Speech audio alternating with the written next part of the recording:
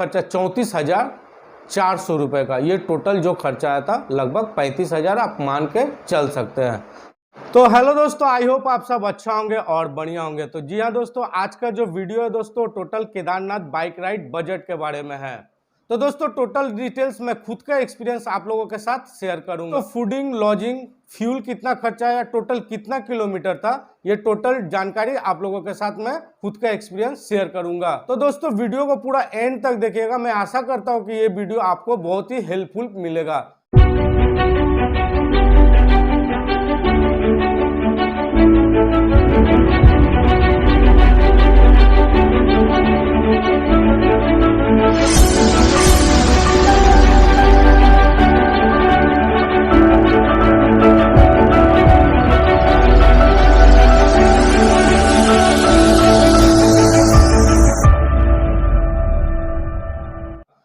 Hello guys, welcome back my YouTube channel BM moto blog. मैं हूं बिट्टू और मेरा आपका चैनल बीएम मोटो ब्लॉग में आप सभी का स्वागत है। तो चलिए ज़्यादा देर ना करते हुए वीडियो को स्टार्ट करते हैं। चैनल को सब्सक्राइब कर दीजिएगा, बेल आइकन को भी हिट कर दीजिएगा, इससे रिलेटेड वीडियो आप तक नोटिफिकेशन में मिलते रहे। प्लीज़ सब्सक्राइब कीजिए दोस्तों, बस यही कहूँगा आपसे। तो दोस्तों मैं केदारनाथ का दो पार्ट में बांटना चाहता हूँ। तो पहला जो है वो है केदारनाथ और नैनीताल, और दूसरा जो है दोस्तों वो है तुंगनाथ, बद्रीनाथ और मानागांव। तो ये टोटल जानकारी आप लोगों के साथ शेयर करूंगा। आप सिर्फ केदारनाथ और नैनीताल घूमना चाहते हैं तो इसके लिए मैं बजट एक अलग से लाया हूँ, वो मैं वीडियो को एंड में बताऊंगा। और उसका बाद यदि आप केदारनाथ, बद्रीनाथ, मानागांव और तुंगनाथ यदि आप जाना चाहते हैं तो उसका बारे में मैं एक अलग से बजट लाया हूँ। तो ये टोटल डेस्टिनेशन घूमने में कितना वक्त लगा, कितना फूडिंग लगा, कितना होटल खर्चा हुआ और कितना पेट्रोल जला है और कितना किलोमीटर और इसका रूट क्या है, मैं सभी डिटेल्स आप लोगों के साथ शेयर करूंगा। तो डे 1 का जो टारगेट है, आप कोलकाता से जितना सवेर हो सके आप दोस्तों निकल जाइए। डे 1 का जो टारगेट रहेगा वो कोलकाता टू बनारस, जो कि लगभग 675 किलोमीटर है। रास्ता भी आपको बहुत ही अच्छा मिलेगा। आप झारखंड होकर, बिहार होकर आप यूपी क्रॉस कर सकते हैं। 1 का जो टारगेट है दोस्तों 675 किलोमीटर, ये थोड़ा आपको थकान भरा हो सकता है, किंतु आप डे 1 का जो टारगेट है वो बनारस ही रखिए। जो भी बाई चांस आपसे नहीं होता तो 50-100 किलोमीटर आप पीछे भी रह सकते हैं। किंतु हम लोगों ने जो टारगेट रखा था वो हम लोग कंप्लीट कर लिया, जो कि बनारस में लगभग 8:30 बजे तक हम लोग पहुँच गए थे।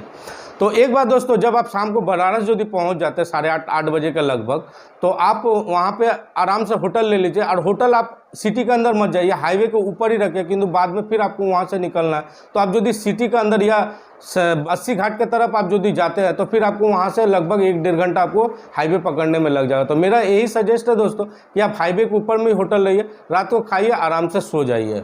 इसका बाद आता है डे 2 का टारगेट। तो डे 2 में आप बनारस से जितना सुबह हो सके आप मुरादाबाद के लिए निकल जाइए, जो कि मुरादाबाद का जो डिस्टेंस है दोस्तों लगभग 650 किलोमीटर है। फर्स्ट डे का जैसे आपका टारगेट रहा वैसे ही सेकेंड डे भी मुरादाबाद आपको लगेगा। तो लगभग रास्ता भी खूब अच्छा है, आराम से वहां से निकल, आराम से 7-8 बजते आप फिर मुरादाबाद इन कर जाता है। मुरादाबाद आप पहुंच जाइए, एक अच्छा सा होटल लेकर आप अपना रात को डिनर कीजिए। डिनर करने के बाद आप रेस्ट कर लीजिए। तो आप बात करते हैं डे 3 का। तो डे 3 में आपके पास 2 ऑप्शन आता है। आप हरिद्वार होकर भी आप सोनप्रयाग जा सकते हैं, या आप मुरादाबाद से डायरेक्ट सोनप्रयाग जा सकते हैं। तो आपके पास 2 ऑप्शन है। तो ऑप्शन मैंने जो चूज़ किया था वो चूज़ किया था नैनीताल एक दिन होल्ड करना था। नैनीताल हम लोग इसीलिए होल्ड किए, जो मुरादाबाद से नैनीताल का जो डिस्टेंस है लगभग 115 किलोमीटर है, ज़्यादा नहीं है। तो 115 किलोमीटर लगभग हम लोग 12-12:30 बजे तक हम लोग नैनीताल पहुँच गए। नैनीताल लेक घूमे, क्योंकि 2 दिन का जो बड़ा हारेसमेंट था, जो 1500 किलोमीटर बाइक है, उस दिन हम लोग को काफ़ी सारा आराम मिल गया और नैनीताल भी हम लोग स्टे कर लिया। नैनीताल का लेक हम लोग घूमे और नैनीताल अच्छा से हम लोग एक्सप्लोर किए। जो थकान भी था वो भी हम लोग को मिट गया। तो आराम से नैनीताल हम लोग होल्ड कर दिया। और कुछ कारण था, जब भी आप मेरा ब्लॉग नहीं देखे तो देख सकते हैं। एक्चुअली हम लोग को नैनीताल रुकने का बात नहीं था, किंतु बारिश की वजह से हम लोग नैनीताल रुक गए। बहुत जोरों से बारिश हो रहा था। तो चलिए अच्छा हुआ, बारिश हुआ तो कोई बात नहीं है, तो हम लोग को थोड़ा रेस्ट भी मिल गया था। तो नैनीताल हम लोग एक्सप्लोर किए और डे 3 में नैनीताल हम लोग स्टे कर गए। बहुत ही अच्छा आराम मिला। तो चलिए आप डे 4 का बात, अब मैं बात कर रहा हूँ डे 4 का। तो जी हाँ दोस्तों, डे 4 में नैनीताल से आप जितना सुबह हो सके आप निकल जाइए सोनप्रयाग के लिए। नैनीताल से जो सोनप्रयाग का डिस्टेंस है लगभग 290 किलोमीटर, 290 किलोमीटर है दोस्तों। और इसीलिए मैं सुबह बोल रहा हूँ, क्योंकि ये 290 किलोमीटर आपको जितना सुबह आप अंधेरा में हो सके आप निकल जाइए, आपके लिए खूब अच्छा होगा। तो मैं यही बोलना चाहता हूँ दोस्तों, आप जितना सुबह हो सके आप नैनीताल से निकल जाइए सोनप्रयाग के लिए। क्योंकि ये जो 290 किलोमीटर दोस्तों जो रास्ता है पहाड़ों का, ये सच बताओ दोस्तों इसमें बहुत सारा पैचेस है, तो थोड़ा सावधानी से बाइक चलाइएगा, किंतु पैचेस आपको बहुत सारा मिलने वाला है। 7-8 बजते बजते आप सीतापुर या सोनप्रयाग पहुंच जाइए। यदि आपको भीड़ बहुत ज़्यादा है तो आप सीतापुर में होटल ले लीजिए, और नहीं तो आप सोनप्रयाग में भी होटल ले सकते हैं। तो आप खाना वाना खा के आप रेस्ट कर लीजिए, क्योंकि अगला दिन का जो पैदल ट्रैक होने वाला है 16 किलोमीटर, वो काफ़ी परेशानी आपको होगा। तो इसीलिए मैं बोलूँगा जितना जल्द हो आप खाना वाना खा के आप रेस्ट ले लीजिए। तो चलिए आप बात करते हैं डे 5 का। दोस्तों डे 5 आप जितना सुबह हो सके आप निकल जाइए सीतापुर से। और दोस्तों आपका यदि बाइक यदि होटल में आप बात कर लीजिए, होटल में यदि रख सकते हैं तो होटल में रख दीजिए, और नहीं तो सोनप्रयाग में आपका पार्किंग एरिया में आप रख सकते हैं। जैसे कि मैं मेरा ब्लॉग नहीं देखा तो मैंने होटल में ही बाइक पार्किंग कर दिया था, और जो सामान था मैं वहीं पे रख दिया। जो ज़रूरत का सामान था वो मैं एक टैंक बैग में अपना ले लिया था। लेने के बाद हम लोग वहाँ से निकल गए सोनप्रयाग हम लोग पैदल ही चल गए, लगभग 1 से 1.5 किलोमीटर था। वहाँ से हम लोग फिर प्राइवेट टैक्सी करके वहाँ से हम लोग चल गए गौरीकुंड। अब गौरीकुंड से आपको 16 किलोमीटर ट्रैक चालू हो जाता है। तो दोस्तों आपके पास भी ऑप्शन है, आप यदि पैदल ट्रैक करके जाना चाहते हैं तो आप जा सकते हैं, नहीं तो आपके पास कुछ ऑप्शन है, जैसे कि आपको वहाँ पे घोड़ा मिल जाएगा जो कि लगभग सरकारी रेट 2500 रुपये है, 2500 रुपये, और आपको पालकी भी मिल जाएगा लगभग 15 से 16 हज़ार रुपये। तो आप यदि पैदल जाना चाहते हैं तो आप पैदल भी जा सकते हैं, नहीं तो आप घोड़े पे भी जा सकते हैं। किंतु दोस्तों यदि ज़्यादा भीड़ रहा तो वो लोग सरकारी रेट नहीं मानते, जैसे कि मैंने ब्लॉग में भी बोला था। तो आप था तो आपको 2500 में ले जाएगा वो, और यदि भीड़ ज़्यादा रहता तो आपसे लगभग 4 से 5 हज़ार रुपये भी चार्ज कर सकते हैं। वो आप जो सुविधा लगे आप वैसा ही कीजिएगा। यदि आप पैदल, जैसे हम लोग पैदल गए थे तो पैदल 16 किलोमीटर ट्रैक है। हाँ दोस्तों 16 किलोमीटर से वो ज़्यादा है, किंतु आदमी वहाँ पे सब बोलता है 16 किलोमीटर, किंतु मुझे नहीं लगा। तो आप टारगेट रखिए कि हम बेस कैंप तक रात तक पहुँच जाए। बेस कैंप में आप वहाँ पे आपको टेंट मिल जाएगा, आराम से आप टेंट में रह जाइए, या मंदिर तक जा सकते हैं तो जा सकते हैं, अच्छी बात है। तो आप बेस कैंप पे रुक, जैसे कि हम लोग बेस कैंप में वहाँ पे जो बेस कैंप था वहीं पे हम लोग रुक गए, रात को स्टे किया, सुबह वहाँ से फिर हम लोग मंदिर तक पहुँचे। तो वहाँ से बेस कैंप से जो मंदिर का डिस्टेंस है लगभग 1 से 1.5 किलोमीटर है दोस्तों। तो हम लोग फिर वहाँ पे जाके केदारनाथ में एक टेंट लिए, टेंट होकर फिर मंदिर का दर्शन किया। उस दिन हम लोग वहीं पर मंदिर पूरा अच्छा से एक्सप्लोर किए। करने के बाद शाम को आरती देखे, आरती देखने के बाद वहाँ से फिर वापस हम लोग आ गए। डे 6 में वापस आने के बाद वहीं पे हम लोग स्टे किए टेंट में ही, केदारनाथ में ही। डे 7 में सुबह हम लोग मंदिर दर्शन करके हम लोग फिर सीतापुर डे 7 में नीचे आ गए। 16 किलोमीटर तक आप आराम से एकदम पैदल चलते, अब तो शाम हो जाएगा। डे 7 में आप आइए सीतापुर में, जहाँ आप लगेज रखे थे, जहाँ बाइक रखे थे वहीं पे आइए। शरीर थका हुआ रहेगा, आप वहाँ पे सीतापुर में स्टे कर लीजिए। अब बात करते हैं दोस्तों डे 8 का। तो आपके पास 2 ऑप्शन है दोस्तों, जैसे कि वीडियो को मैंने पहले बताया था कि आप वहाँ से हरिद्वार आ सकते हैं, हरिद्वार से आप कोलकाता के लिए जा सकते हैं। तो से या सोनप्रयाग से आप टोटल हरिद्वार आ सकते हैं, जो कि लगभग 230 किलोमीटर के लगभग है। आप सुबह वहाँ से निकल जाइए, हरिद्वार आते आते आपको शाम हो जाएगा। आप शाम को स्टे कर लीजिए हरिद्वार, उसका बाद दिन वहाँ से आप कोलकाता के लिए निकल जाए, जो कि हरिद्वार से कोलकाता का जो डिस्टेंस है लगभग 1800 किलोमीटर है। आप उसको 600 करके इंटू 3 कर दीजिए, तो आप 3 दिन में घर चले आएंगे। दोस्तों ये बजट के बारे में मैं वीडियो को एंड में बताता हूँ। आप तो डे 8 में, और जो दूसरा ऑप्शन है आपके पास, वहाँ से आप निकल जाइए तुंगनाथ चोपटा वैली, जो कि लगभग जितना सुबह हो सके आप सीतापुर से निकल जाइए, या आप सोनप्रयाग में लिए होटल तो सोनप्रयाग या सीतापुर से आप सुबह निकल जाइए तुंगनाथ के लिए। कि वहाँ से जो तुंगनाथ का डिस्टेंस है लगभग 60 किलोमीटर है, जो कि आप 2.5 से 2.5 घंटा में आप ये कवर कर लीजिएगा। तो वहाँ से आप पहले चले जाइए तुंगनाथ में आप बाइक रख दीजिए, एक होटल ले लीजिए, होटल लेके आप वहाँ पे बाइक रखिए। बाइक रखने के बाद अपना जो लगेज है आप अपना सारा सामान उसमें रख दीजिए, फ्रेश होकर आप जो तुंगनाथ का जो 4 किलोमीटर ट्रैक है आप वहाँ से स्टार्ट कर सकते हैं। तो डे 8 में आप तुंगनाथ का ट्रैक 4 किलोमीटर आप आराम से जाइए, सुबह जितना सुबह हो सके आप निकल जाइए। निकलने के बाद वहाँ तुंगनाथ मंदिर का दर्शन कीजिए, जो व्यू है काफ़ी अच्छा। आप जो लोग यदि ब्लॉग नहीं देखे तो आप लोग मेरा ब्लॉग देख सकते हैं। तो तुंगनाथ आप जाके आराम से मंदिर घूम के, और एक बात दोस्तों, आप तुंगनाथ जितना जल्दी हो सके वहाँ से उतरने का चेष्टा कीजिएगा। अंधेरा होने के बाद आपको वहाँ कोई भी इमरजेंसी सेवा नहीं मिलेगा, यहाँ तक आपको लाइट तक भी नहीं मिलेगा। तो मैंने जैसे मोबाइल का फ्लैश लाइट जला के मैं आस्ते आस्ते उतरा था, काफ़ी रिक्सी भी था। तो मैं आपको यही सजेस्ट करूँगा कि आप अंधेरा होने से पहले आप वहाँ से उतर जाइए। तो आप आराम से वो होटल में रात को आप तुंगनाथ दर्शन करके आप रेस्ट कर लीजिए। हाँ तो दोस्तों डे 9 में आप तुंगनाथ से जितना सुबह हो सके आप निकल जाइए। तुंगनाथ से बद्रीनाथ का जो डिस्टेंस है दोस्तों लगभग 135 किलोमीटर है। आपको लगभग 4 से 5 घंटा लग जाएगा, जोशीमठ होकर ही आपको जाना पड़ेगा।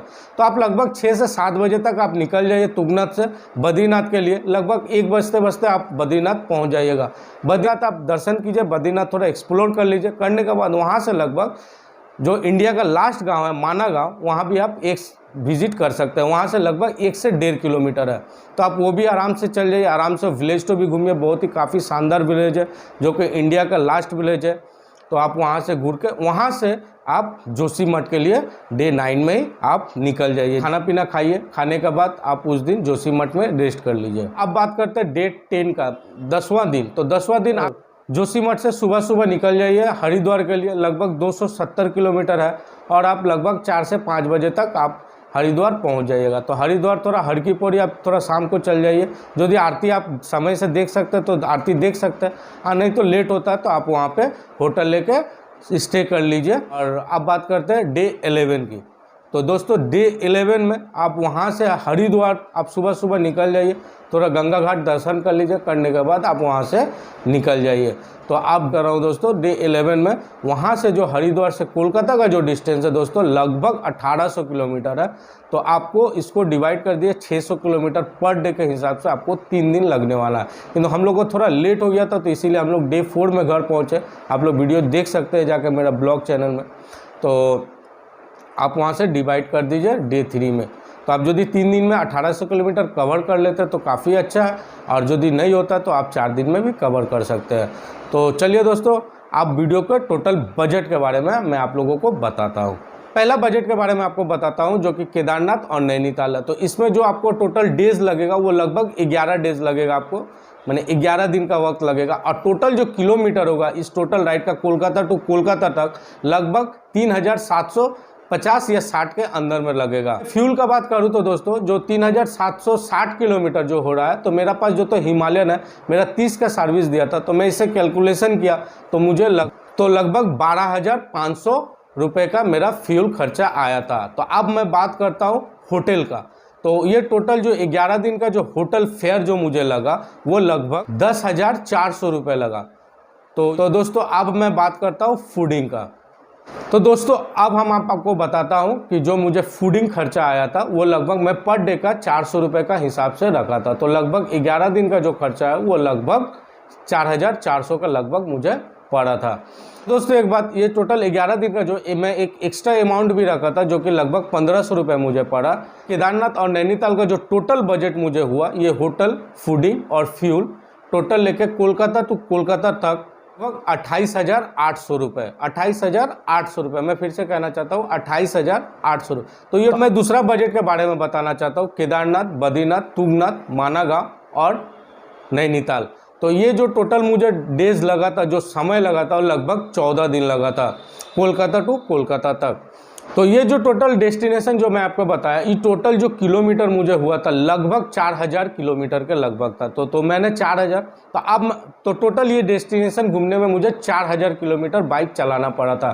तो इसका यदि मैं फ्यूल का बात करता हूँ आपको दोस्तों, तो 4000 से मैं 30 का सर्विस से डिवाइड देता हूँ, तो जो मुझे टोटल फ्यूल कॉस्ट आया था वो लगभग 13,500 कोलकाता टू कोलकाता तक, 13,500। अब मैं बात करता हूँ होटल का। ये जो 14 दिन का जो राइड था, मुझे जो होटल खर्चा पड़ा था लगभग 13,500 के लगभग।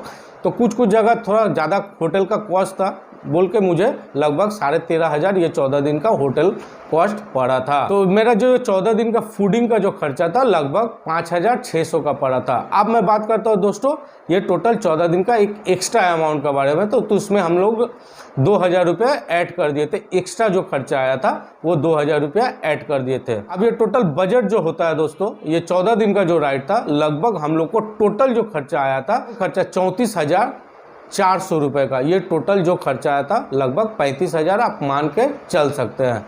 तो ये जो टोटल खर्चा था ये 35,000 रुपये का था। और यदि ये वीडियो आपको कुछ मुझसे पूछना भी चाहते हैं तो आप कमेंट कर सकते हैं, मैं चेष्टा करूंगा एकदम संग आपको मैं रिप्लाई दूं। आई होप दोस्तों आज का ये वीडियो आपको अच्छा लगा होगा। तो अच्छा लगा होगा तो शुरुआत में ही मैं आप लोगों को मैंने बोला चैनल को सब्सक्राइब कर दीजिएगा, बेल आइकन को भी हिट कर दीजिएगा, इससे रिलेटेड वीडियो आपका नोटिफिकेशन में मिलते रहे। प्लीज़ सब्सक्राइब कीजिए दोस्तों, बस यही चाहूँगा आपसे। तो मिलते हैं नेक्स्ट वीडियो में, नेक्स्ट राइड पे। तब तक के लिए जय हिंद, जय भारत।